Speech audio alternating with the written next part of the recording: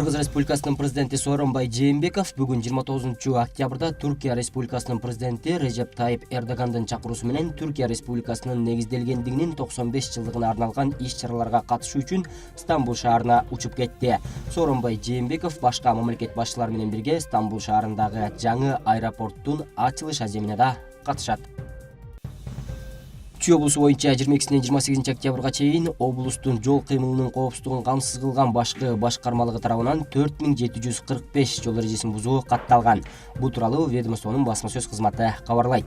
Алардын ичинен 38 айдоочу унааны мас абалында башкарган, терезелери караңгылатылган унаа каражаттарын башкаруу 8 болсо, документтери жок унаа башкарып жүргөн 74 айдоочу кармалган. Жогорку ылдамдыкта айдаган айдоочулардын саны 1024кө жетсе, атайын айып унаа токтотуучу жайына 98 унаа токтотулган.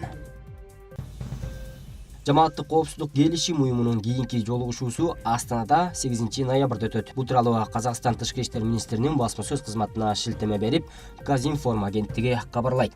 Астанада 8 ноябрда күндүн биринчи жарымында ЖККнун катарына кирген тышкы иштер министрлеринин жолугушуусу өтөт.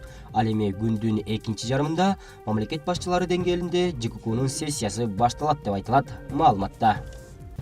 Бүгүн Ош шаарында Чыңгыз Айтматовдун 90 жылдык мааракесине арналган көкбөрү боюнча Кыргызстандын чемпионаты башталды. Бул тууралуу Кыргыз Республикасынын жаштар иштери, дене тарбия жана спорт мамлекеттик агенттигинин басма сөз кызматы билдирет. Турнир Төлөйкөн ат майданында өтүп, ага 7 облустан 9 команда катышат. Чучугулактын жыйынтыгы боюнча курамалар 3 тайпага бөлүнгөн. А тайпасында Чүй облусу, Бишкек жана Ош болсо, Б тайпасында Ош, Жалал Абад жана Нарын облусу каралган. С тайпасында Талас, Баткен жана Ысык көл облустары. Бүгүн бир нече беттеш болот. Алардын ичинде Чүй облусу менен Бишкек, Ош облусу менен Жалал Абад жана Талас облусу менен Баткен облустары оюн көргөзөт. Алматы Бишкек унаа жолунун 23-чакырымында жол кырсыгы катталып, анын кесепетинен 20 адам кас келеңдеги ооруканага жаткырылды. Бул тууралуу Казинформ агенттиги жазып чыкты. 20 адам дарыгерге кайрылган, бирөө жандандыруу бөлүмүндө. 6 адам ооруканага жаткырылды, калгандары каралып жатат деп билдиришти облустук саламаттыкты сактоо башкармалыгынын басма сөз кызматынан.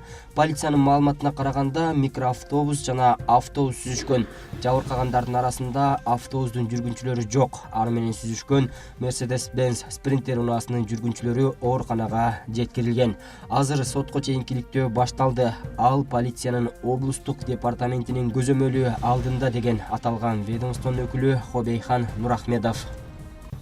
24 октябрда Ташкенттеги 160 орто мектептин 9 классынын окуучусу сабак маалында физика мугалиминин мурдун сындырган. Мектеп жетекчилиги бул окуяга мугалимдин өзүн айыптап, окуучу жөн гана коргонгонун билдирүүдө. Күбөлөрдүн айтымында физика мугалими Денис Урундаев сабак убагында музыка угуп отурган кызга эскертүү бергенден кийин ага окуучулардын бири болушуп, мугалимди уруп жиберген.